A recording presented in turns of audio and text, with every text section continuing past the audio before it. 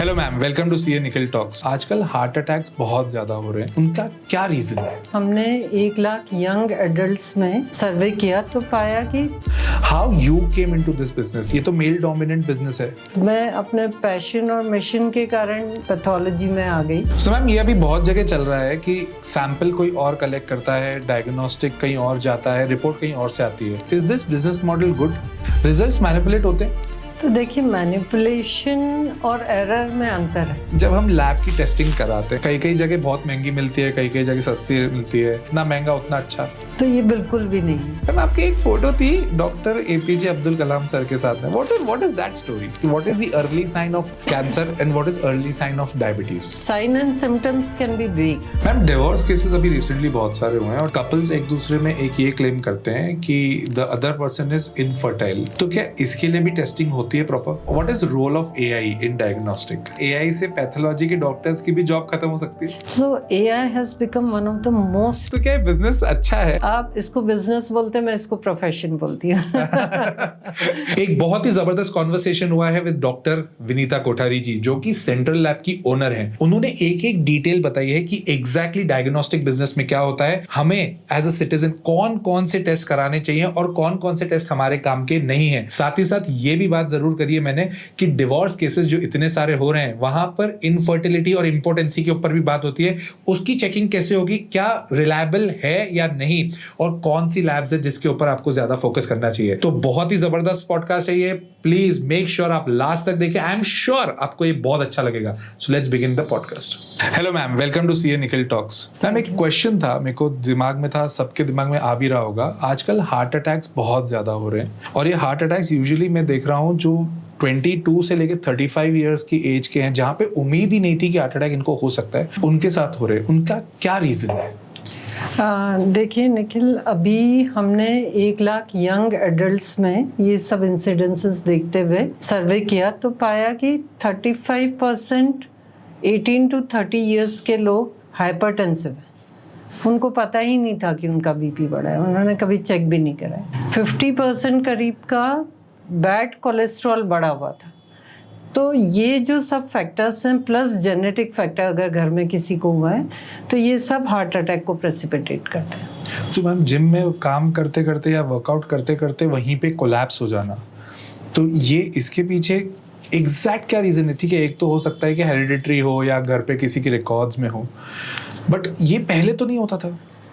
तो कोविड के बाद में थ्रोम्बोसिस के इंसिडेंसेस भी बढ़े थे, तो एक रीज़न इंक्रीज हार्ट अटैक का वो भी असेस किया जा रहा है। पर sedentary lifestyle, hyper cholesterolaemia, hypertension, ये मेन फैक्टर्स हैं। हाइपरटेंशन जैसे आपने कहा, Yes. तो हाइपरटेंशन आपके हिसाब से जो यूथ अभी चल रहा है उनके पीछे क्या फाइनेंस प्रेशर्स हैं, पीयर प्रेशर्स हैं, या आजकल हम डिवोर्स के केसेस जिस हिसाब से देख रहे हैं, जहाँ पर इनफैक्ट पहले होता था कि सिर्फ फीमेल्स को ही प्रताड़ित किया जा रहा था, अभी उल्टा चल रहा है, तो क्या ये भी रीज़न हो सकते हैं? तो डेफिनेटली किसी भी तरह का स्ट्रेस होगा तो वो हाइपरटेंशन कॉज करेगा। तो स्ट्रेस के अलावा sedentary lifestyle, irregular sleep habits, आदमी रात में जगता है दिन में सोता है, ये सब प्रेसिपिटेट करते हैं कार्डियक हेल्थ को। अगर स्लीप प्रॉपर नहीं है तो ये भी कार्डियक अरेस्ट का एक रीजन हो सकता है। फिर रात को मैम क्या करें, इंस्टाग्राम तो देखना है। वो भी तो एक चीज है। बट मैम, कई जगह पढ़ा भी था कि they say that if you are taking any kind of synthetic material like protein लेने लग जाते हैं लोग, प्रोटीन हो गया, कैफीन हो गया, उसके अलावा स्टेरॉइड्स भी लेते हैं, तो क्या ये भी एक रीजन हो सकता है? तो जिम में जो जा रहे हैं और अनगाइडेड, वहाँ पे कोई प्रॉपर क्वालिफाइड डाइटिशियन बहुत रेयरली मिलेगा। जिम के जो ट्रेनर्स है दे सजेस्ट प्रोटीन। अब दिस इज़ वेरी डेंजरस, क्योंकि प्रोटीन किडनी के थ्रू एक्सक्रीट होता है। तो हमने कई केसेस देखे हैं जिसमें किडनी खराब हो जाती है एक्सेसिव प्रोटीन लेने के कारण। लाइकवाइज स्टीरॉइड तो हर ऑर्गन को अफेक्ट करने वाला है। और caffeine, if it is black coffee in the morning it is healthy, but any other type of coffee can harm you. It's an awakening agent. So, ma'am, as you are into this business of laboratory diagnostic business, how you came into this business? ये तो male dominant business है, जहाँ पर मैंने तो कहीं नहीं देखा आपके अलावा जो इस पर्टिकुलर बिजनेस में इस लेवल तक एक्सेल करे. तो what is your history behind it? Like you are a doctor, right? हाँ, तो हम बात करते ही हैं कि मेल और फीमेल किसी में अलग नहीं है, बोथ कैन एक्सेल. तो मैं अपने पैशन और मिशन के कारण पैथोलॉजी में आ गई. आई डिडंट थिंक कि मेल्स मुझे कुछ उस पर अफेक्ट कर पाएंगे या मेरा मेल न होना मेरे लिए नेगेटिव होगा. So what was your passion? आपने जैसे कहा कि मेरा पैशन था इसमें आना. पैथोलॉजी में मैम पैशन कैसे हो सकता है? मतलब ये तो एक मेरे लिए भी एक नई चीज़ है. तो देखिए, मेडिकल में अगर जो मेडिकल स्टूडेंट है और जो डॉक्टर्स हैं वो अच्छे से जानते हैं कि डायग्नोस्टिक बैकबोन है पूरे ट्रीटमेंट का. तो अगर डायग्नोस्टिक प्रॉपर नहीं रहा तो ट्रीटमेंट प्रॉपर नहीं होगा, पेशेंट का मैनेजमेंट प्रॉपर नहीं होगा. और हमारे ज़माने में होता ये था कि जिनको कुछ नहीं मिलता था वो पैथोलॉजी लेते थे, तो वो वैसे ही फ्रस्ट्रेटेड लोग होते थे और फिर वो उसको बहुत seriously to serve the patient वाला एंगल नहीं देखते थे. Because I was a merit holder and I decided to take pathology. तो मेरे को बिल्कुल क्लियर था कि I should create the use of this subject in helping patient and in helping the clinician to diagnose the patient. तो ये वाला जो बिजनेस है डायग्नोस्टिक में, इज इट नेसेसरी कि डॉक्टर होना ही चाहिए? ओ यस. तो एमडी पैथोलॉजी, एमबीबीएस करने के बाद ही एमडी पैथोलॉजी होती है, क्योंकि इट इज़ नॉट कि आपने सैंपल मशीन में डाला और रिपोर्ट दे दी. You have to use your entire knowledge which you gain during MBBS to correlate the findings, to suggest to the patient. तो पैथोलॉजिस्ट का रोल लिमिट नहीं हो जाता है सिर्फ वैल्यूज़ देने में. It is also to interpret the reports and help the clinician. तो हर लैब में डॉक्टर्स होंगे ही होंगे. अगर लैब सही है तो आपको वहाँ पर क्वालिफाइड पैथोलॉजिस्ट ज़रूर मिलेगा. और अगर 100 से ज़्यादा सैंपल है तो फुल टाइमर मिलना चाहिए. Full timer doctor? यस. जैसे गांव-गांव में ये सब अवेलेबल होते हैं? अधिकतर विलेजेस में एमडी पैथोलॉजी नहीं मिलेगा. तो द ट्रेंड इज़ कि मेजॉरिटी ऑफ टेस्ट वहाँ के जो टेक्नीशियंस हैं वो कलेक्ट करके और किसी रेफरेंस लैब को भेज देते हैं. सो मैम, ये अभी बहुत जगह चल रहा है कि सैंपल कोई और कलेक्ट करता है, डायग्नोस्टिक कहीं और जाता है, रिपोर्ट कहीं और से आती है. ये मेरे साथ भी हुआ है. मतलब मेरे यहाँ पे भी आजकल ऐसा हो गया कि मैं जाके ब्लड सैंपल्स नहीं देता हूँ. सैंपल कलेक्ट करने के लिए कोई आता है घर पे एंड देन मेरे को किसी और लैब से अलग से रिपोर्ट आती है. Is this business model good? So this is see, nowadays patient want convenience in everything. So home patient को क्योंकि फास्टिंग सैंपल देना होता है तो होम कलेक्शन का आजकल काफ़ी रैम्पेंट है मेथड. और अगर क्वालिफाइड फ्लेबोटोमिस्ट घर से कलेक्ट करता है और एक्रेडिटेड लैब को देता है तो इसमें कोई पेशेंट को किसी तरह का कोई हार्म नहीं. मतलब इसमें डर तो नहीं है? इसमें कोई डर नहीं. एक क्वेश्चन था मैम जो मेरे को पर्सनली भी था, वो ये था, रिजल्ट्स मैनिपुलेट होते हैं? कोई भी अच्छी लैब तो कभी रिपोर्ट मैनिपुलेट नहीं करेगी. क्योंकि उसी पे तो उसके रिजल्ट पे ही तो ट्रीटमेंट होने वाला है. बट ये क्यों करते होंगे मैनिपुलेट? क्योंकि जैसे फॉर एग्जांपल किसी ने अगर अपना टेस्ट कराया, उसका टेस्ट आया गलत.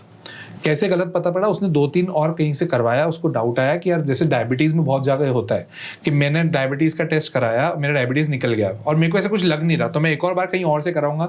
ये यूजुअली मेरी फैमिली में बहुत बार हुआ है, तो मैं इसलिए बहुत इससे वाकिफ़ हूँ.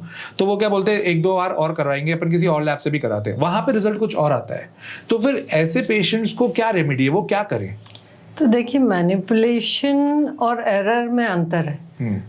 कोई रिपोर्ट जान करके चेंज कर रहा है या उसकी लैब में कुछ एरर हो गया टेस्ट लगाने में, ये 2 डिफरेंट चीज़ है. तो एरर हो सकता है, कोई भी अच्छी लैब मैनिपुलेट तो क्यों ही करेगी. लेकिन पेशेंट को अगर फर्स्ट टाइम कोई डायग्नोसिस होता है तो इट इज़ वेरी इम्पॉर्टेंट कि आप उसको एक फॉलोअप पे रिपीट कर लो. क्योंकि बॉडी में बहुत सारी चीज़ें फिजियोलॉजिकली भी चेंज होती है. मतलब आप नॉर्मल हैं लेकिन आप दिन में 3 बार टेस्ट कराएंगे तो आपको 3 वैल्यूज आएंगी. That is a normal thing. Okay, तो वो इसमें ऐसा ज्यादा दिमाग लगाने का जरूरत नहीं है। हाँ, और आप अपनी ही लैब को रिपीट करने के लिए बोलिए। अगर अच्छी लैब है तो जरूर से, कई बार प्री एनालिटिकल एरर होता है, जो सैंपल कलेक्ट किया गया है उसमें अगर कोई एरर हो गया तो फिर मशीन तो वही रीड करेगी जो आपने दिया है।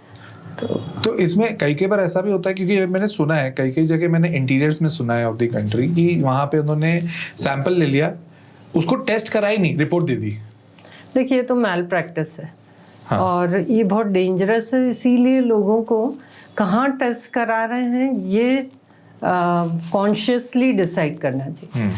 क्योंकि कौन टेस्ट ले जा रहा है, कहाँ करा रहा है, कौन सी लैब की रिपोर्ट आ रही है, किस तरह की लैब है, अगर इसको आप बहुत ही ढील दोगे तो फिर ऐसी मैल प्रैक्टिसेस होंगी। क्योंकि कोविड-19 में तो मैम बहुत हुआ ये इनफैक्ट मेरे ही आजू बाजू में बहुत लोगों को देखा मैंने। कोविड था या नहीं था, एक तो पहले वो डाउट था, और कोविड नहीं था फिर भी लोगों को बोला कोविड है। और कई बार मैंने भी ऐसी चीज देखी है सामने, जहां पर उन्होंने रिपोर्ट कट कॉपी पेस्ट करके दे दी है। तो ये इस तरह से अपन किस तरह से रिलाई करें सामने वाली बॉडी पे? तो क्या सिर्फ ये देखेगा ब्रांड अच्छा है तो उसके हिसाब से जाए? देखिए, आजकल अच्छी लैब्स तो पेशेंट की रिपोर्ट पे एक बारकोड भी देती है, और आप स्कैन करेंगे तो आपको पूरी रिपोर्ट दिख जाएगी। तो अगर किसी ने पीडीएफ कन्वर्ट करा है, या स्पेशली कोविड में ऐसा बहुत सुनने में आया, हमने भी करीब 8-10 पेशेंट की कंप्लेन पुलिस में की थी कि उन्होंने हमारी रिपोर्ट को चेंज करके कहीं अपने ऑफिस में या कहीं दिखाया, और वहाँ से इंक्वायरी आई, तब हमको पता पड़ा कि हमने रिपोर्ट कुछ और दी थी और सामने वाले ने उसको मैनिपुलेट करके दिखाया। क्योंकि मैनिपुलेशन तो बहुत हुआ था, क्योंकि ट्रांसपोर्ट करने के लिए एक जगह से दूसरी जगह किसी को अगर जाना है तो उसको कोविड रिपोर्ट लेके जाके फिर ही उसको पास मिल रहा था आगे जाने का। तो ये बहुत बड़े लेवल की डिसऑनेस्टी थी, अगर जिस भी लैब ने किया है। एथिकल तो नहीं है बिल्कुल। एक मैम, मेरे मतलब ये फैमिली में ज़्यादा है, ये थोड़ा पॉडकास्ट हम लोग थोड़ा मेरे से पर्सनली कनेक्ट हो रहा है, क्योंकि obviously when you have a joint family then automatically बहुत सारी चीज़ें होती हैं। जैसे मेरी फैमिली मेम्बर को एक किसी ने बोला कि आपकी बॉर्डर लाइन शुगर है। अब बॉर्डर लाइन शुगर मतलब 1 पॉइंट अगर कम है तो बॉर्डर लाइन शुगर हो गई, 1 पॉइंट ज़्यादा हो गया तो वो डायबिटिक हो गया। अब जो मेरे रिलेटिव हैं वो इसी डर में है कि मैं बस पहुंचने वाला हूं डायबिटीज तक। इसमें कितना सत्य है कि हम क्या माने, कब वो डायबिटिक बनेंगे, कब वो एक लेवल क्रॉस होगा? मेरे को लगता है मेजॉरिटी ऑफ द पीपल का एक क्वेश्चन होता है, क्योंकि जैसे आपने टेस्टिंग करी तो वहां पे भी आपने पाया बहुत सारे लोग डायबिटिक थे, प्री डायबिटिक थे। तो पहली चीज तो ये आपसे क्वेश्चन है कि प्री डायबिटिक का मतलब क्या हुआ, और दूसरी बॉर्डर लाइन का सेटअप क्या है? तो देखिए, प्री डायबिटिस मतलब डायबिटिस होने के पहले की stage. Once you develop full blown diabetes तो आपको ट्रीटमेंट लेना पड़ेगा। पर अगर आप प्री डायबिटिक स्टेज में पकड़े जाते हैं, मतलब आपका HbA1c 5.7 से 6.4 है, different labs will give you different values, तो जो साइड में रेफरेंस रेंज लिखी है उससे आप कंपेयर कर सकते हैं। अगर वो उसके जस्ट बॉर्डर लाइन है, हुआ नहीं है फ्रैंकली, तो उसको प्री डायबिटिस बोलते हैं, और वो आप डाइट कंट्रोल और वर्कआउट से रिवर्स कर सकते हैं। तो उनको चिंता की बात नहीं, अगर प्री डायबिटिक डिटेक्ट हुए तो they can always make themselves non diabetic. That is border line के पहले? यस, डायबिटिस होने के जस्ट पहले की स्टेज। ओके, तो अगर डायबिटिक ये जो बॉडी लाइन आप जैसे बोले 5.7 से 6.4 अभी आपने जैसे मेंशन किया, ये कौन डिसाइड करता है? तो जो भी मशीन यूज़ की जाती है फॉर टेस्टिंग, तो नॉर्मल प्रोसेस होता है कि hundreds of sample normal individuals के वो मशीन के जो मैन्युफैक्चरर्स हैं वो रन करते हैं, और नॉर्मल इंडिविजुअल में क्या रिपोर्ट्स आ रही है उसके बेसिस पे नॉर्मल रेंज डिसाइड होती है। So it can differ a bit from one machine to other. So one has to always see the reference range given in the report. You cannot compare apple with orange. तो हमने देखा है कि कोई semi automatic machine पे कुछ report करा के आया, उसका TSH आया समझ लीजिए 15, और fully automated non manual report अगर आप कराएंगे तो आपको to the decimal accurate report आने के चांसेस हैं। तो फिर पेशेंट कंफ्यूज हो जाता है कि वहाँ तो 15 आया था, आपके यहाँ तो 18.3 आया। तो अगर आपको कंपेयर करना है तो सेम टाइप ऑफ सेटअप पे ही आप कंपेयर कर सकते हैं, क्योंकि अगर आपने मशीन ही मैनुअल यूज़ की है तो आप अगले मैनुअल मशीन वाली लैब पे कंपेयर करेंगे तो मोर और लेस सेम वैल्यू आएगी। सो दैट मीन्स कि अगर मेरे को करना है और मैं अपने आप को ही टेस्ट करना चाहता हूँ तो मैं सेम मशीन पे 2 बार टेस्ट करूँ। यस, सो आइडियल इज कि आप सेम लैब में, अगर लैब अच्छी है तो सेम लैब में रिपीट करिए और कंफर्म कर लीजिए, या सिमिलर लैब में रिपीट करिए और कंफर्म करिए। फॉर एग्जाम्पल, अगर सपोज मैंने इंदौर में कहीं जाके चेक कराया, सेकंड मैंने मुंबई में चेक कराया, थर्ड मैंने दिल्ली में चेक कराया, तो हो सकता है तीनों जगह अलग अलग आए। देखिए अलग अलग मतलब इतना अलग नहीं आएगा कि आपकी जो डिजीज या मैनेजमेंट है वो अफेक्ट हो जाएगा। पर यू कैन नॉट एक्सपेक्ट कि तीनों में एक ही वैल्यू आए। It will be a bit different, it can be a bit different and it is a normal thing across the world. So that means कि ये मशीन बेस्ड वैल्यूज हैं। और क्या ऐसा होता है कि इंडियंस के लिए हीमोग्लोबिन की रिक्वायरमेंट, जैसे एक एग्जांपल ले रहा हूँ, हीमोग्लोबिन उनका सेटअप अलग होता है, अमेरिकन के लिए अलग होगा, अफ्रीकन के लिए अलग होगा, उनके भी बॉडी रेफरेंस के अकॉर्डिंग चेंज होता है या वो भी मशीन बेस्ड ही है? So देखिए जो नॉर्मल रेंज बनाई है इंडियंस के लिए इंडियन पॉपुलेशन पे बनाई है, अफ्रीकन्स के लिए अफ्रीकन पॉपुलेशन पे बनना चाहिए और यूएस वालों के लिए उनकी पॉपुलेशन। हो ये रहा है कि मशीन सब इम्पोर्टेड है, तो अमेरिकन मशीन हम इंडिया में यूज़ कर रहे हैं और अमेरिकन रेंज यूज़ कर रहे हैं। जो आपका बिल्कुल सही सवाल है वो एग्जैक्ट हमारी रेस, हमारी एथनिसिटी से मैच नहीं होती है। तो ज़रूरत है कि हर कंट्री को अपनी नॉर्मल रेंज बनाना चाहिए। अभी इंडिया में अब ICMR इस पे काम कर रहा है। ओके, तो एज ऑफ नाउ अगर मैं बोलूँ कि मैं क्या अपनी रिपोर्ट्स के ऊपर रिलाई कर सकता हूँ या नहीं कर सकता हूँ, that can be again a question mark. No, reports will always be reliable. Okay. Abnormality will definitely be an abnormality, पर आपने देखा होगा कि नॉर्मल हमेशा रेंज दी जाती है। आपको ऐसा नहीं बोला जाता है कि 4 is normal और अगर 4.1 है तो abnormal। It will be something like 2 to 5 और 2 to 8 एक रेंज दी जाती है। वो देने का कारण ही ये है कि within that range if you fall, maybe an American will have a 7 report and you may have a 5, but then you are still normal, both of you. Yeah, that is actually true. Recently मेरे एक friend के साथ में एक case हुआ, तो my friend's wife was having pain in her hand, मतलब उसके हाथ में थोड़ा दर्द था। तो हम लोग डॉक्टर के पास गए, मतलब हम लोग साथ में ही गए। तो डॉक्टर ने ऐसा बोला कि ऐसा को तो कुछ मेरे को कुछ प्रॉब्लम दिख नहीं रही है, बट तुम्हारा D3 कम है और B12 कम है, उसकी टेस्ट करा लो जाके। तो ये D3 और B12 क्या आज की तारीख में यूथ में हर जगह कम है? तो अभी हमने 1 लाख यूथ का जब सर्वे किया तो 87% यंग इंडिविजुअल्स में विटामिन डी की डेफिशिएंसी निकली और करीब 35% में विटामिन B12 की डेफिशिएंसी निकली। तो ये तो एडल्ट्स में भी वही हाल है। ओके, एडल्ट्स में मतलब हर जगह डेफिशिएंसी है। यस, बाय डिफॉल्ट है। बाय डिफॉल्ट विटामिन डी की तो है ही। तो उसको कैसे उभारें? विटामिन डी और B12 को अगर मेरे को नेचुरली अगर बढ़ाना है तो उसको कुछ तरीका है? सनलाइट आपकी स्किन पे जब फॉल होती है तो वो मैन्युफैक्चर होता है। That is the method. Now direct sunlight लेने की अगर आप में हिम्मत है, रोज 15 मिनट से आधे घंटे, तो आप खुद मैन्युफैक्चर करा सकते हो। अगर नहीं है तो फिर आप विटामिन डी के सैशे ले लो।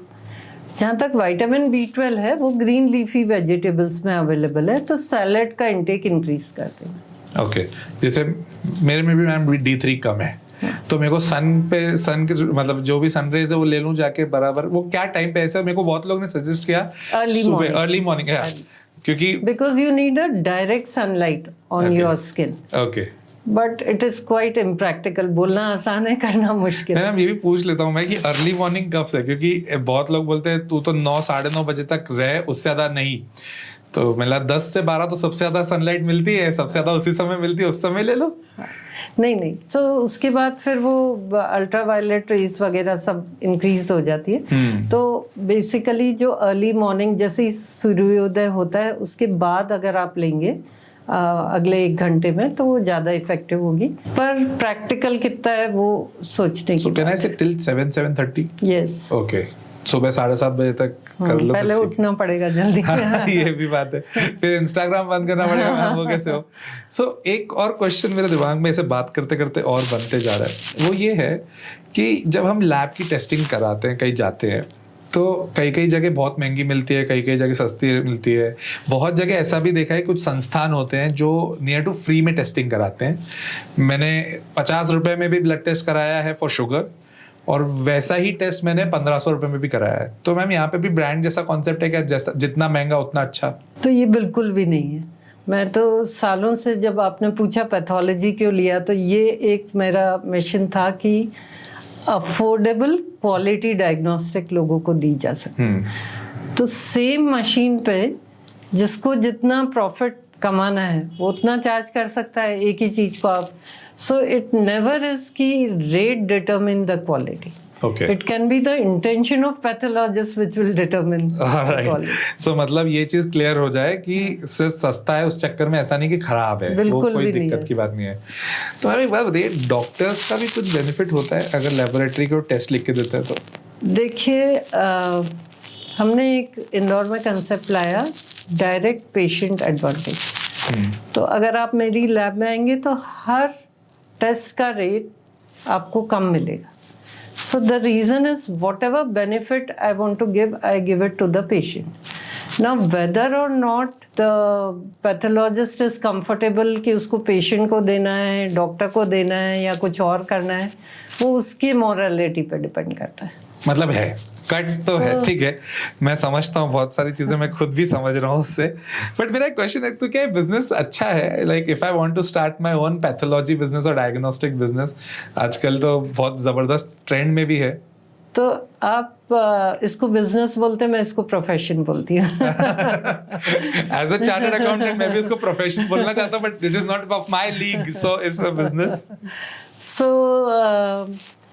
अगर आप ये जानना चाहें कि अगर पैथोलॉजी लैब आप सेट करेंगे और अगर आपके पास पेशेंट एश्योर्ड है, see how could I with the best of the machines in central India give the lowest cost to the patient? उसका कारण था bulk. So the more the workload you have, the more you can negotiate with reagent people. Okay. The cost. और आपके overhead भी dilute हो जाते हैं। तो with the best of the machine and best of the reagent you may end up paying less compare to a lab जिसके पास 20-30 patient है, चाहे उसके पास छोटी सी मशीन हो।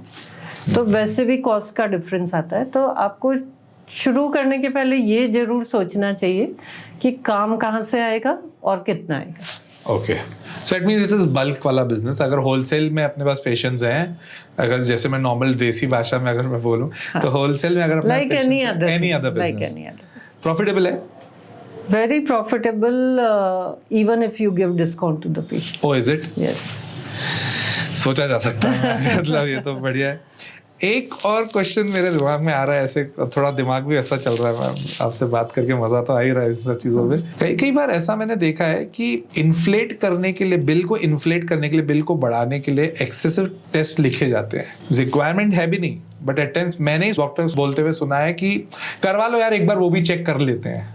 Is it right way to do that? So see, greed का तो कोई एंड नहीं है। हाँ, ये बात तो है।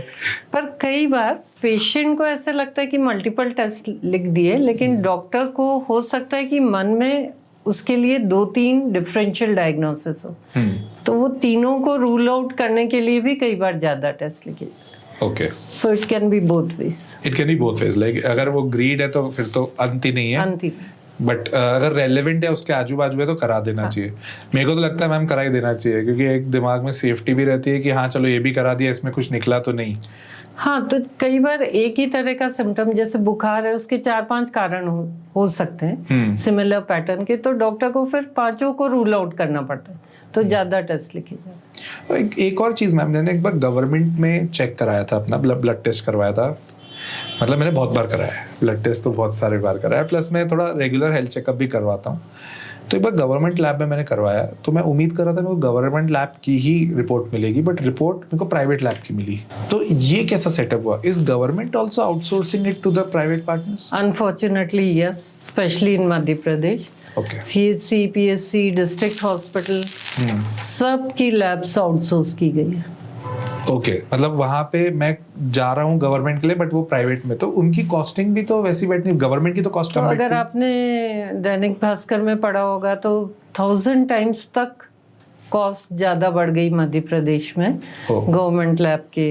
अच्छा, यस, तो ये तो गवर्नमेंट के लिए नुकसान वाली बात हो गई। 100%. They have qualified doctors, they have पूरा setup, and only that person whom they have outsourced is buying reagent and putting. तो क्या सेंस बनता है, वो तो मेरे भी समझ के भी हो। ये तो कंसर्निंग पॉइंट लग रहा है एक्चुअली। एक और चीज़ थी, इंश्योरेंस के टाइम पे भी मेडिकल टेस्ट करवाते हैं। सो ये एक होता है कि टर्म इंश्योरेंस अगर किसी ने लिया है, अगर उसकी एज 30 to 35 के बीच में है, तो कंपनीज बोलती है कि आप हमारी ही जो लैबोरेटरीज कनेक्टेड हैं हमसे, उनसे जाके टेस्ट करवाइए और वो वाली रिपोर्ट लेके आइए, तो अकॉर्डिंगली हम आपको कितना इंश्योरेंस करवा सकते हैं वो होगा। तो ये ऐसा क्यों है कि सिर्फ उन्हीं लैब से करवाना है? तो देखिए, अगर इंश्योरेंस वाला ये बोले कि कोई एक्रेडिटेड लैब की रिपोर्ट मुझे चलेगी तो समझ में आता है कि they are asking you for a quality report. पर when they specify any type of lab, तो obviously there is some hidden interest of the lab and the agent, है ना? क्योंकि वो नहीं चाहता कि वो डिस्क्वालीफाई हो जाए, जो पर्सन इंश्योरेंस के लिए गया उनका बिजनेस चला जाए। हाँ, वो बात भी सही है। एक केस मेरे साथ हुआ था, जनवरी की ही बात है अभी, तो उसमें ये हुआ था, मेरे को था इन्फेक्शन, थ्रोट इन्फेक्शन था। तो थ्रोट इन्फेक्शन के लिए मैंने थोड़ा, क्योंकि I am more into the speaking business, तो मेरे को था कि जल्दी ठीक हो जाऊँ। तो मेरा ठीक नहीं हो रहा था, 7-8 दिन हो गया। उसके बाद मैंने डॉक्टर चेंज किया, तो उस डॉक्टर ने मुझे सीधा बिठाया और 1-2 इंजेक्शंस लगा दिए। अब मैंने बोला काय के इंजेक्शंस हैं? तो डॉक्टर बोलता है कि तू डॉक्टर है या मैं? तो मैं यार आप ही, और मैं प्लस बीमार हूँ उस समय तो ऐसा लगता है ठीक है लगा दो। वो इंजेक्शंस लेने के बाद में मेरे को समझ में आ रहा था, 1-1.5 घंटे बाद मेरे को लग रहा था मैं हुई नहीं, इन द सेंस कि मैं सीधा सो रहा हूँ, कुछ भी नहीं कर रहा हूँ। इनफैक्ट मेरे को समझ भी नहीं आ रहा है कि मेरे आजू बाजू में चल क्या रहा है। बाद में मेरे को पता पड़ा कि स्टेरॉइड्स हैं वो, जिसके कारण मेरे को नींद ज़्यादा आ रही है और हील हो रहा हूँ, ऐसा बोलने पे आया। उन्हीं डॉक्टर ने बोला कि एक काम करो, 2-3 दिन ये चीज़ चली, फिर मेरे को खुद ही वीकनेस लगी, तो उन्होंने एक और टेस्ट करा लो। अब वो जब टेस्ट कराया तो उन्हीं की लैब में मेरे को टेस्ट कराने को बोला। तो ये भी एक बिजनेस चल रहा है अलग से। तो ये तो निखिल, हमारे मेडिकल में हर सब्जेक्ट की एक स्पेशलिटी और सुपर स्पेशलिटी की डिग्रीज है। तो अगर मैं एमडी पैथोलॉजी हूँ तो मेरा काम है ब्लड टेस्ट रिपोर्ट करना, पर अगर मैं डीएम रूमेटोलॉजी हूँ तो मेरा काम नहीं है लैब चलाना। तो अगर मैं एक कंसल्टेंट हूँ जो प्राइवेट पेशेंट देखती हूँ, और अगर मैं ही साइड में एक छोटी सी लैब लगा के और फिर हर पेशेंट को फोर्स करूँ, तो पेशेंट के साथ नाइंसाफी है मेरे हिसाब से। So patient should be free to go to the best of the labs in the city, क्योंकि जो डायग्नोसिस आएगी उसी से ट्रीटमेंट बाद में होने वाला। But it was a terrifying experience for me. मतलब वो उसके चक्कर में I had to go for a head shave, I was completely infected, बहुत हालत खराब। It was 15 to 20 days I was on bed rest. मतलब जो मेरे ऑडियंस है उन लोग को भी, मेरे को साप्ताहिक every week I come on Sunday to talk about stock market. सबको मेरे को बताना पड़ा कि हेड शेव किया है, कुछ गलत नहीं हुआ है मेरे साथ में, don't worry. But it was very terrifying. वो 15-20 दिन बहुत। बट आई एम क्यूरियस कि कोई भी क्वालिफाइड डॉक्टर तो ऐसे बिना बात स्टेरॉइड नहीं देगा। हम उनको बोलते हैं झोला छाप डॉक्टर्स। जो ये करते हैं मोस्टली उनकी डिग्रीज नहीं होती है। तो qualified CA like Nikhil can in desperation go to such a person thinking कि ये ठीक कर देगा। वो भी पेशेंट्स को उस समय ma'am I will tell you what, मैंने मेजॉरिटी ऑफ द केसेस में देखा है, कितना भी ज्ञानी आदमी हो, जब इस सिचुएशन में आता है जहाँ पे उसको चाहिए नहीं जल्दी ठीक कर दो, तो वो कोई भी शॉर्टकट लेने के लिए रेडी होता है। एंड ऑनेस्टली स्पीकिंग मैं भी उस शॉर्टकट में था जिसने मेरे को बहुत लंबा लॉन्ग कट लेना पड़ा उसके बाद में। So it was that. Ma'am आपकी एक फोटो थी doctor APJ Abdul Kalam sir के साथ में, what is that story? Okay, so when I started my pathology practice, private lab मैंने जब लगाया, तो day one से मेरा मिशन क्लियर था कि I have to have affordable diagnostics of highest quality। और ये बात जब एपीजे कलाम सर को पता पड़ी through some of common known people, so he actually invited me, felicitated me and in fact encouraged me कि ये काम तुम कभी बंद मत करना. So that was I am more curious on hearing क्योंकि he is also one of our role models. Exactly conversation क्या था? तो हमारा एक बुकलेट था जिसमें हमने अपना mission vision type of things we are doing, type of things we are planning to do, वो सब दिया था. तो कलाम सर ने बोला कि आई एम वेरी हैप्पी कि मेडिकल में कोई क्वालिटी और अफोर्डेबिलिटी को मैरी करने की कोशिश कर रहे हैं. So and then he discussed in detail how did you manage, how you are doing, who all are there, how you are managing and felicitated. And in fact उनकी तरफ से ऐसे था कि भाई ये अच्छा काम है, कभी रोकना मत. So that was his, in short. See, if government is promoting and plus उसके बाद में doctor APJ Abdul Kalam sir से ये कॉन्वर्सेशन होना, it's something which is very respectful. But फिर मैम एक खुराफाती क्वेश्चन दिमाग में आ रहा है कि जब गवर्नमेंट इतना सपोर्ट कर रही तो ये वाले बिजनेस में सब्सिडी तो मिलती होगी. Oh very interesting. तो सब्सिडी बिल्कुल भी नहीं मिलती है हमको. ये तो अच्छा काम हो. इसमें किसी भी तरह से नहीं, अगर मैं अपना स्टार्टअप डाल दूं स्टार्टअप सब्सिडी तो फिर भी मिल जाएगी मेरे को. बट पैथोलॉजीज को कोई सब्सिडी गवर्नमेंट खुद आउटसोर्स करिए to a person who can charge more. So where is the encouragement. खतरनाक चीज बोल दिया एक्चुअली आपने. यहाँ से बहुत सारे पत्ते तो समझ में आ गए.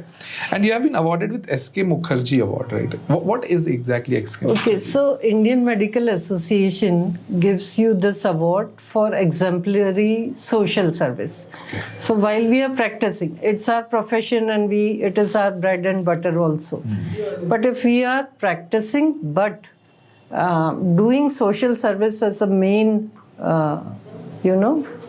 work, then we are awarded. Okay, so it is considered as more of a social work with your practice, with the practice. For the medicos, yeah. So SK Mukherjee sir भी ऐसे ही कुछ काम करते थे? तो अगर आप जो भी आपके दादा और फादर सब जानते होंगे, जो डॉक्टर एसके मुखर्जी थे, he was one of the most nationally, in fact internationally renowned physician. Okay. जो सिटी के रेट्स डिसाइड होते थे, क्योंकि वो इतने sought after डॉक्टर थे. Every person wanted his treatment, but he still charged very low. Oh. He never made advantage of this person, this fact कि वो जो भी चार्ज करेंगे लोग देंगे. और बिकॉज डॉक्टर एसके मुखर्जी जैसे डॉक्टर अगर लेस चार्ज कर रहे थे तो बाकी जितने एमडी थे सिटी में वो उनसे ज़्यादा तो चार्ज नहीं कर सकते थे. तो इंदौर को काफ़ी फ़ायदा हुआ था डॉक्टर मुखर्जी से. ये तो मतलब डॉक्टरों, अब मैं क्या बोलूँ मैम, इतना तो alright, but that is great to have that award. Congratulations for that particular part. एक मैंने आपका जब रिसर्च हम लोग आपका कर रहे थे तो you are involved into healthy MP initiative. What is that exactly? So Nikhil, मैंने सोचा कि जब इंदौर स्वच्छ 7-8 बार आ गया है तो उसको स्वस्थ बनाने में क्या बेस्ट काम किया जा सकता है. तो हमने सोचा रैंडम पॉपुलेशन जो है, जो सोच रहे हैं कि हम बिल्कुल हेल्दी हैं, उनको एक बार स्क्रीन करके देखते हैं. और वो उसको मिशन के लेवल पे किया गया और करीब 4 लाख लोगों को हमने स्क्रीन किया. तो इतना बड़ा डाटा एक सिटी की हेल्थ की तासीर बताने के लिए काफ़ी है. और it was a shocking discovery कि आधे से ज़्यादा लोगों को कोई ना कोई प्रॉब्लम निकली, या तो लिवर की निकली, या हार्ट की निकली, या किडनी की, या डायबिटीज निकला, या प्रोटीन की कमी निकली, इम्यूनिटी की कमी निकली. तो ये एक मोटिवेशन था. और ये वो टाइम है जब उनको कोई सिम्टम नहीं है, अभी दवाई शुरू भी नहीं हुई है, वो डॉक्टर के पास भी नहीं गए. सो ये बेस्ट टाइम है जब आप अपनी लाइफस्टाइल को चेंज करो, अपनी सेडेंटरी लाइफस्टाइल हटाओ, खाना ठीक करो और इन चीज़ों को नॉर्मल कर लो बिना दवाई के. So the next question would be as obvious. ऐसी कोई 3 टिप्स आप बताइए जिससे कोई भी पर्सन एटलीस्ट जो 20 से लेके 40 की एज के ब्रैकेट में आता है वो हेल्दी रह पाए.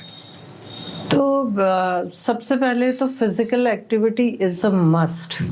normal sleep is a must and balanced diet is extremely important. हाँ ये बात ठीक है. स्लीप का आपने बोला, मेरे को लगता है 90% of the youth is not following that is for sure. In fact मेरे कुछ फ्रेंड्स भी हैं जो लोग मेरी स्लीपिंग हैबिट्स पे ही क्वेश्चन मार्क कर देते हैं, and because they wake up at 4 o'clock, they sleep at 9:30 10 o'clock, सो उनका रूटीन तो मेरे हिसाब से मेरे से तो बेटर है. So one is good sleep, second is workout, daily workout, Yes. And it can be anything, gym और any kind of It can be anything, but it should not be overnight too much. Okay. You know, gym भी आप कर रहे हैं तो gradually बढ़ाइए. जो हम एक्सीडेंट्स देख रहे हैं वो प्रोन लोगों में देख रहे हैं. Okay. हम बोलते हैं उसको कुछ भी नहीं था और वो जिम में गिर गया. ऐसा हो नहीं सकता है. या तो उसको हाइपरलिपिडीमिया था, वो हाइपरटेंसिव था, या उसको कोई कोएगुलेशन की बीमारी थी, और फिर जिमिंग भी ग्रेजुअल नहीं थी, एक्सटेंसिव कर ली. और हो सकता है कि उसने ओवर प्रोटीन, स्टेरॉइड्स ये भी यूज़ किए, तो ये सब चीज़ें क्लब होके एक फैटल एक्सीडेंट हो जाता है.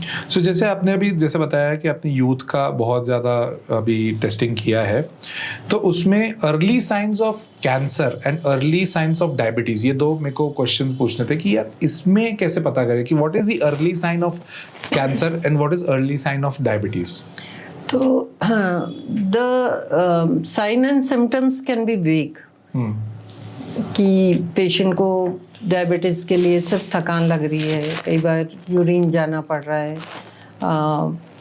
जल्दी जल्दी भूख लग रही है, ऐसे वेग सिम्टम्स जो डायबिटीज़ ना भी हो तो भी हो सकते हैं, पर दीज आर द सिम्टम्स.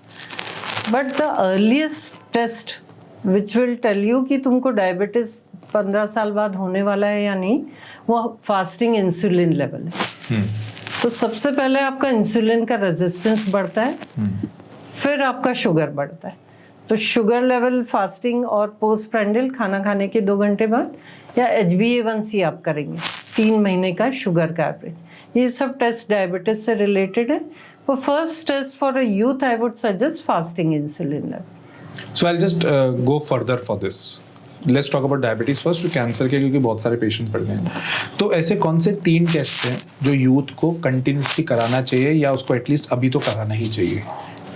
तो अगर यूथ की बात करें और जो फाइंडिंग्स की मैं आपसे बात करूं, जो हमने 1 लाख यूथ को स्क्रीन किया है, तो हर यूथ को लिपिड प्रोफाइल एक बार, साल में एक बार, और डायबिटिक प्रोफाइल जिसमें HbA1c, ब्लड शुगर और इंसुलिन लेवल्स हैं, वो कर लेना चाहिए. अगर जिम खा जाते हैं, प्रोटीन लेते हैं, घर में कोई किडनी का पेशेंट है तो क्रिएटिनिन.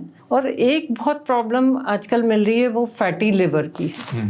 तो SGPT और SGOT जो कि लिवर की एंजाइम्स हैं, उनकी भी टेस्टिंग कर लेना. तो ये साल में कितनी बार करना चाहिए? तो सबसे पहले तो आप पहले साल में 1 बार करो. फिर जो टेस्ट एबनॉर्मल है, मैंने ये भी देखा है कि कुछ लोग तो बार बार हेल्थ चेकअप कराते हैं, पूरे टेस्ट बार बार, या कुछ लोग बिल्कुल नहीं करते. तो आइडियल ये है कि आप साल में 1 बार कंप्लीट स्क्रीनिंग कर लो. फिर जो एबनॉर्मल है उस पर काम करो. आप कुछ भी नहीं करो और सिर्फ टेस्ट करते रहो, उससे फ़ायदा नहीं है. अगर आपका शुगर बॉर्डर लाइन आया है तो आप अपना वॉकिंग बढ़ा लीजिए, डाइट पे कंट्रोल करिए, और फिर उसको 3 महीने 6 महीने जैसी रेंज आई है, अगर ज़्यादा है तो 3 महीने में रिपीट करिए, अगर बॉर्डर लाइन है तो 6 मंथ्स में रिपीट करिए. तब तक रिपीट करिए तब तक आपने अपनी लाइफस्टाइल को चेंज करके उसको रिवर्ट करके नॉर्मल नहीं कर लिया. अदरवाइज साल में 1 बार काफ़ी है. और इसकी कॉस्ट कितनी आनी चाहिए लिपिड प्रोफाइल की, जैसे आपने बोली क्रिएटिनिन की बोली? अगर अभी हम जो यूथ के लिए टेस्ट का पैकेज बनाए, तो लिपिड प्रोफाइल प्लस शुगर का कंप्लीट टेस्टिंग, उसके अलावा लिवर और किडनी की टेस्टिंग, ये सब मिला के 550 रुपये के आसपास. 550? यस. बस मैम ये वाली चीज अगर मैं कहीं और कराने जाऊँ ना तो वो करीब 7-8 हज़ार तो मेरे को दिख रहे हैं सामने, बट सेंट्रल लैब में it is 550. That's great. So 550 रुपये में साल भर में काम. इस साल हम 3 लाख यूथ के 550 में ही ये पूरे टेस्ट करने वाले हैं, इंक्लूडिंग हीमोग्राम, जिसमें कि एनीमिया भी पता पड़ जाए. ओके. कहाँ हम लोग कहाँ पैकेज देखने जाते हैं, हम 7-8 हज़ार के तो ऐसे मिनिमम चलते हैं. And let's come to the same topic, like early sign of cancer. So cancer are lot many varieties of cancer do exist. तो जो कॉमनेस्ट कैंसर है, अगर आप टोबैको लेते हैं तो आपको ओरल कैंसर, लंग कैंसर, ये सब होने के चांसेस ज़्यादा है. अगर फीमेल है, फैमिली हिस्ट्री है, तो ब्रेस्ट कैंसर होने के चांस ज़्यादा बढ़ जाते हैं. काफ़ी कॉमन है ये आजकल. Yes, 1 in 8. 1 in 8. यस. और सर्वाइकल कैंसर. तो फीमेल्स में ये 2 कैंसर कॉमन है, और मेल्स में अगर टोबैको लेते हैं तो फिर ओरल, लंग, ईसोफेगस, ये कैंसर्स देखे जाते हैं. लेकिन बॉडी में कई वैरायटी ऑफ कैंसर्स है. कई बार हम बोलते हैं इडियोपैथिक, मतलब कारण नहीं पता पर कैंसर हो गया. Okay, idiopathic. Yes. It's like idiotic type. तो any kind of prescription or any kind of care which they should take to be out of this cancer danger? तो the best thing in cancer, cancer में आप ये नहीं कर सकते lifestyle disease जैसा कि आप उसको होने से ही रोक दें कंप्लीटली. ऑफ कोर्स अगर आप टोबैको लेते हैं और नहीं लेंगे तो काफ़ी चांसेस है कि आपको नहीं होगा ओरल कैंसर. लेकिन बहुत सारे कैंसर्स ऐसे हैं जो आपकी कोई गलती नहीं है पर आपको हो सकते हैं. हो सकता है आपकी फैमिली में किसी को नहीं है फिर भी आपको हो गया. तो पहले तो कैंसर की स्क्रीनिंग के लिए आपको मल्टीपल टेस्ट करने पड़ते थे. Sonography, CT, MRI, mammography, colposcopy, ऐसा.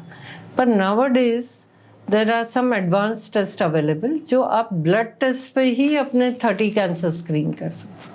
So blood test पे. यस. 30 कैंसर्स. उसका कॉस्टिंग कितना होता है मोटा मोटी? 9,000 के आसपास पड़ेगा. पड़ जाता है. मैम पैकेजेस के ऊपर बात करते हैं. यूजुअली अगर मैं किसी भी टेस्ट कराने जाऊं कहीं पर भी, 3 टेस्ट की कॉस्ट बैठती है 2,000 रुपए. वही बोलते हैं 11 टेस्ट कराओगे हमारे पास में पूरा पैकेज बना हुआ है, उसके 2,500 रुपए. ये मैकेनिज्म मेरे को समझ नहीं आता. तो देखिए, पैथोलॉजी 2 तरह के पेशेंट और हेल्दी इंडिविजुअल्स के लिए काम करती हैं. तो पेशेंट तो वो हैं जिनको कोई बीमारी है, उन्होंने डॉक्टर को दिखाया, कुछ सस्पेक्ट किया, उससे रिलेटेड टेस्ट हो गए. पर एक बिग नंबर है जिनको सिम्टम्स नहीं है. और जैसे मैंने आपको बताया कि जब हमने 4 लाख लोगों को टेस्ट किया तो 50% में प्रॉब्लम निकल आया. तो क्योंकि उनको सिम्टम्स नहीं है तो ये स्पेसिफाई करना बहुत मुश्किल हो जाता है कि बायोकेमिकली कौन सी प्रॉब्लम्स उनमें शुरू हो गई है. तो अगर वो पैकेज करा लेते तो सारी जो बॉडी के डिफरेंट इम्पॉर्टेंट ऑर्गन्स हैं उनकी बेसलाइन वैल्यू उनको मिल जाती है. तो पेशेंट के लिए तो ये फ़ायदा है. और दूसरा जो फाइनेंशियल फ़ायदा है उसका कारण ये है कि जब पैकेजेस, अगर आप लैब में खर्चा देखें तो एक तो ओवरहेड है, जो स्टाफ वहाँ काम कर रहे हैं उनकी सैलरीज हैं, मशीन है, AMC है, वो सारा खर्चा है, और रिएजेंट का. तो उसमें रिएजेंट के खर्चे का पार्ट बहुत ही कम होता है. तो अगर पूरा पैकेज भी पेशेंट को कर दिया, ओवरहेड तो वही रहने वाले हैं. चेकिंग करने वाला तो वही है. चेकिंग तो वही करने वाला है. रिएजेंट ऑफ कोर्स मल्टीपल लगेंगे पर उनकी कॉस्ट इतनी ही नहीं होती है. पेशेंट को डबल फायदा मिल जाता है, लैब को नंबर ऑफ टेस्ट बढ़ जाते हैं. और जब आप ज़्यादा टेस्ट अपनी लैब में लगाते हैं तो रिएजेंट वाले आपको बेटर रेट दे देते हैं. रिएजेंट क्या होता है? जो केमिकल मशीन में डाला जाता है और ब्लड से मिक्स होके आपकी रिपोर्टिंग करता है. मतलब रिएजेंट वो हो गया जिससे एग्जैक्टली नंबर पता पड़ता है कि आपको ब्लड टेस्ट में हुआ क्या है. तो अगर एक ही, हाँ, और प्लस सैंपल तो जरा सा ही होता है. ओके. तो रीएजेंट से पता पड़ता है कि मेरे को शुगर है या किसी हाइपरटेंशन है, या उसके नंबर्स पता पड़ते हैं. ओह, ओके. तो अभी आपको क्या लगता है जो 20 से 35 साल की उम्र के जितने भी लोग हैं उनमें मेजॉरिटी ऑफ दी कौन सी डिजीजेस हैं जो ज़्यादा चल रही हैं? तो बड़ा इंटरेस्टिंग है निखिल. हमने 1 लाख से ज़्यादा यंग लोगों के जब टेस्ट करे और उनकी एनालिसिस किया तो पाया कि करीब 48% में बैड कोलेस्ट्रॉल बढ़ा था. अच्छा. ये वो कोलेस्ट्रॉल है जो आपकी वेसल्स में जमा हो जाएगा और एज यू ग्रो ओल्डर वो आपको हार्ट अटैक या कार्डियक डिजीज कर लेगा. 48%. 48%. Yes. Then there were 25 to 30% pre diabetic, मतलब वो बिल्कुल एज पे बैठे हुए। अगर उनकी लाइफस्टाइल वैसे ही कंटिन्यू होने लगी तो वो उनको एडल्ट ऑनसेट डायबिटीज हो जाएगा, ज़िंदगी भर ट्रीटमेंट लेंगे, डायबिटीज़ के कॉम्प्लिकेशन से स्ट्रगल करेंगे। हाइपरटेंसिव हमको 30% से ज़्यादा मिले, can you imagine? And you will be surprised कि while 20% set they are 18 to 30 years की बात कर रही हूँ, 20% तो बोल रहे थे कि हम 6 महीने से ज़्यादा हमको आदत हो गई है टोबैको अल्कोहल लेते हुए, कॉलेज के बच्चे थे ये। पर 65% ने बोला कि हम ओकेजनली मज़े के लिए इवेंट्स पे टोबैको लेते हैं, अल्कोहल लेते हैं, ड्रग लेते हैं। तो can you imagine, it is 85% हमारे इंदौर के कॉलेज के बच्चों की बात कर रहे हैं। So all these are toxic chemicals. Ultimately, they will cause cancer, they will cause heart attack and all what not. तो ये बहुत चिंता की। तीसरा में मुझे यंग लोगों में फैटी लिवर भी बहुत मिल रहा है। So the liver will get affected, और लिवर के थ्रू तो आपको disease indirectly heart, diabetes, liver cancer, liver cirrhosis, बहुत सारी बीमारियाँ होंगी। तो सेडेंटरी लाइफस्टाइल हमारे यहाँ one of the main reason दिख रहा है, irregular sleep and unbalanced food, I think this you have mentioned quite a few times कि irregular sleep. Yes, it is very important. इससे मैं भी थोड़ी बहुत चीज़ें सीखूंगा ज़रूर। एक चीज़ आपने जैसे कही कि बहुत लोग ओकेजनली अल्कोहल ले रहे हैं, टोबैको ले रहे हैं, इवन ड्रग्स भी ले रहे हैं, तो उसमें आपने जो रिसर्च किया उसमें मेल फीमेल्स का रेशियो कितना था? सरप्राइजिंगली 10% का ही अंतर था मेल और female. Can I say it is 60-40? Yes. 60% males, 40% females. 55-45. इतना क्लोज था, मतलब नियर टू दोनों ही इन्वॉल्व है। हाँ, कॉलेजेस में। And this is 18 to 30 age group. Yes, खतरनाक। जैसे एक और चीज आपने भी कही कि फिर बहुत सारे लोग ऐसे थे जो कंटिन्यूसली काफी टाइम से एक ही दवाई लेते जा रहे हैं। जैसे इनफैक्ट मेरी फैमिली में भी है जो बुजुर्ग लोग हैं जिनको डायबिटीज है ऑलरेडी, वो लोग 15-15 साल से एक ही दवाई खा रहे हैं, कंटिन्यूस वो एक खा रहे हैं। मतलब उनका ना डोज ऊपर होता है ना डोज कम होता है। कभी ऐसा होता है शुगर लो हो गई तो कुछ उसका अलग डोज बढ़ा दिया, बट कंसिस्टेंटली एक ही दवाई लेके जा रहे हैं। वो सही है?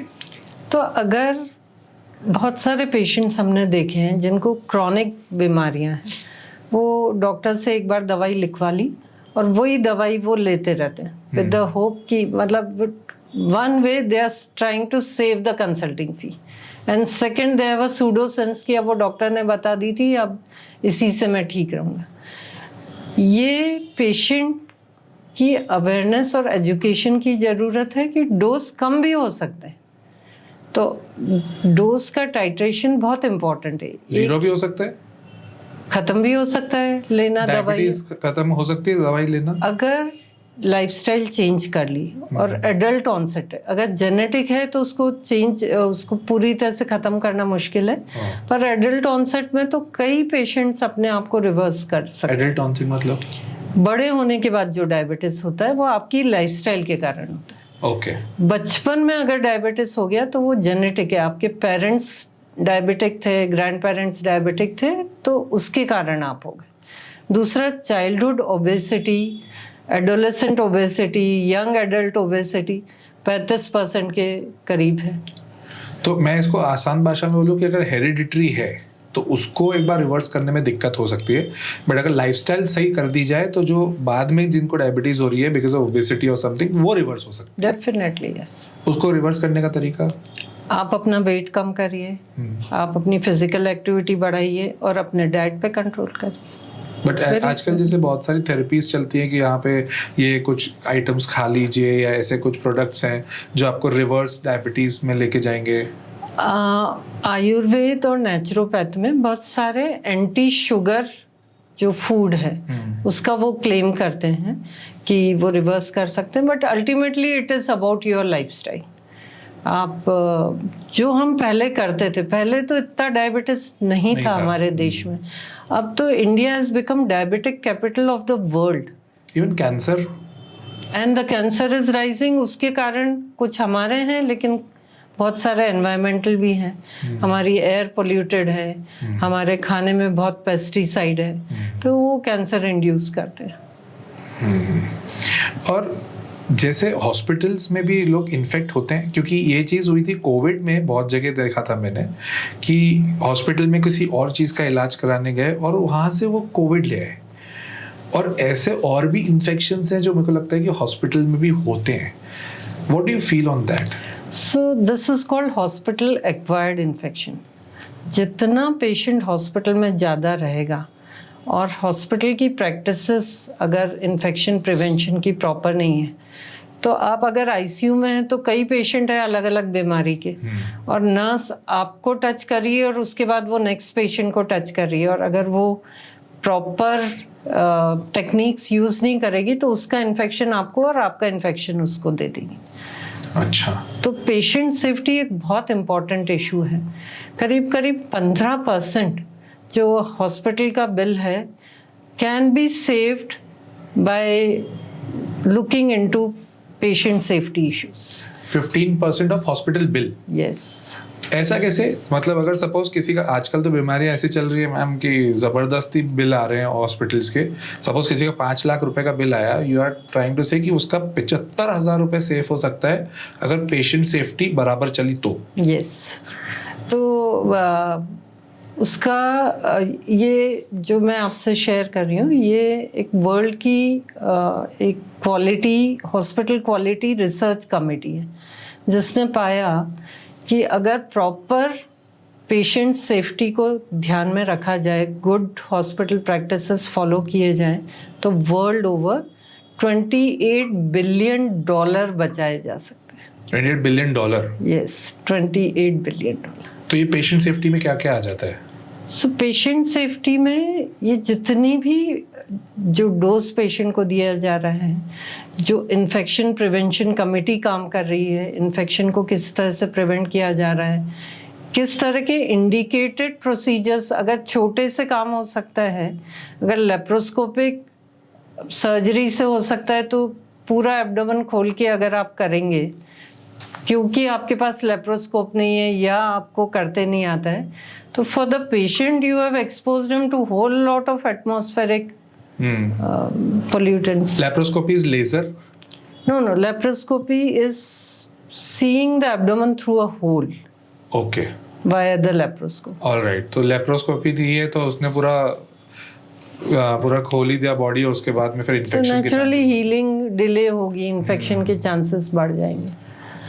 बाप रे, 7 आप बोल रहे हैं 15% उसकी कॉस्ट बढ़ सकती है अगर ये पेशेंट सेफ्टी है। तो इसके लिए इंडिया में कोई बॉडी नहीं है जो ये चेक करे कि पेशेंट सेफ्टी बराबर है या नहीं? तो अभी हम group of quality consultant all over India ने एक patient for patient safety foundation के साथ काम करना शुरू किया। Patient for safety, patient for patient safety, मतलब the involvement of patient in his safety बहुत जरूरी है। Alright.